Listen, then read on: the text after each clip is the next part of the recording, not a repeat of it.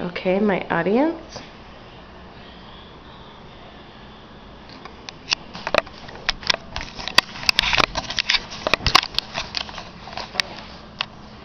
Have you ever found it difficult to fall asleep? Tossing, turning, thoughts racing through your head. Then when you actually fall asleep, you wake up a few hours later and aren't able to fall back asleep.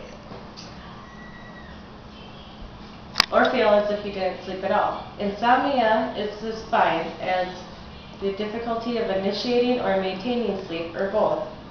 Most adults have experienced insomnia or sleeplessness at one time or another in their lives. In fact, an estimated 30 to 50% of the general population is affected by insomnia, with about 10% having chronic insomnia.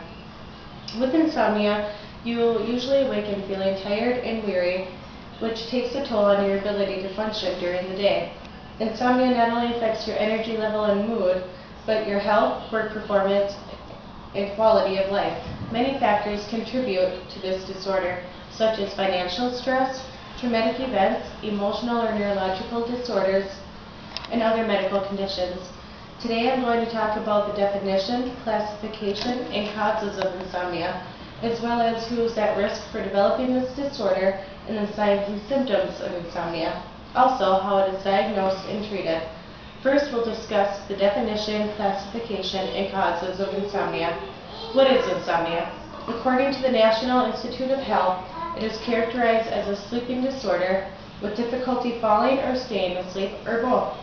It can be classified into two main categories: acute insomnia or short-term insomnia, which is very common and often brought on by stressful situations. It can last for days or weeks. There's chronic or ongoing insomnia, which lasts for a month or longer, and most of these cases are secondary, meaning they are the symptom or side effect of some other problem. Certain medical conditions, sleep disorders, medicines, and other substances can cause secondary insomnia.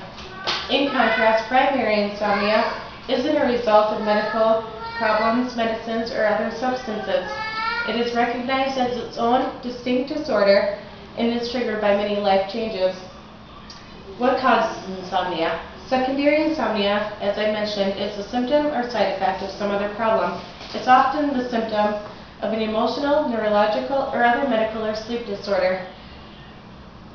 It can also be the side effect of some medicines and can be caused by commonly used substances such as caffeine and other stimulants and alcohol. Primary insomnia is its own distinct disorder, and the cause is not well understood. It usually lasts for at least 1 month and can be triggered by many life changes, such as the result of long-lasting stress or emotional upset. Now we'll focus on who is at risk for developing insomnia, as well as some signs and symptoms.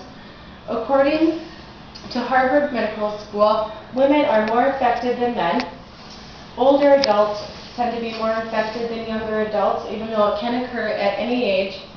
And individuals with an increased risk are those who are under a lot of stress, depressed, have lower incomes, and an inactive lifestyle. Additionally, young and middle-aged African Americans have an increased risk for insomnia. What are the signs and symptoms of insomnia? Well, the main symptom of insomnia is trouble falling asleep or staying asleep.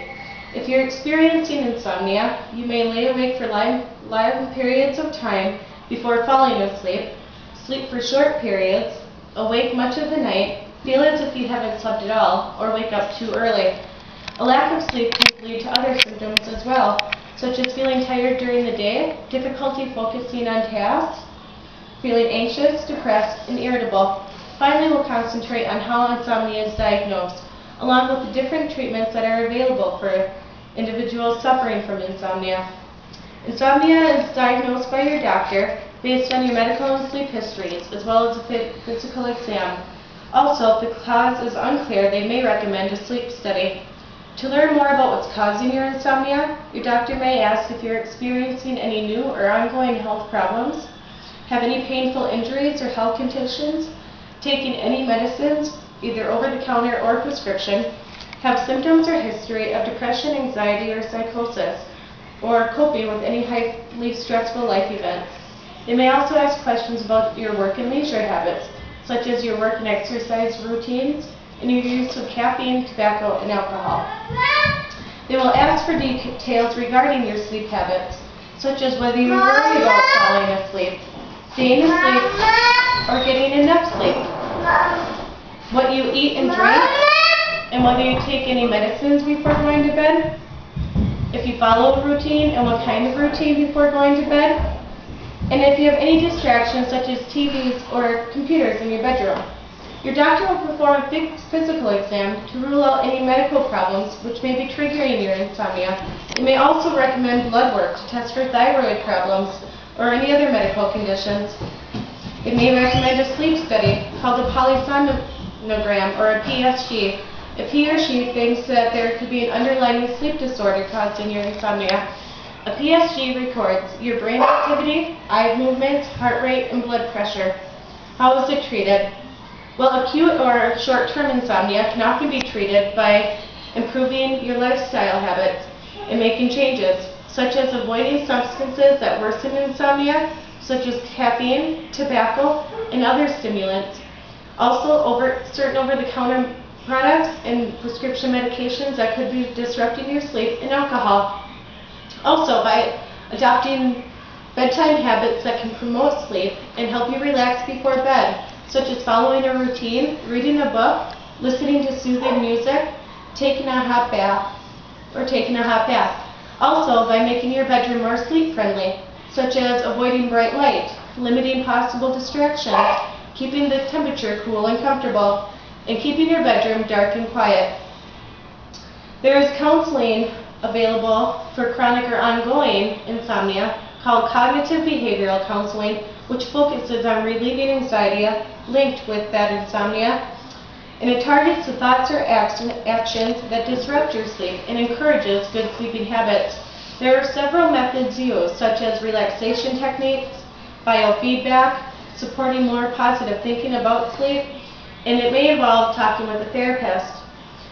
It focuses on limiting the time you spend awake in bed. For chronic insomnia, CBT works as well as prescription medications. According to WebMD, there are many medicines available to help alleviate insomnia. There are prescription medicines used to treat insomnia.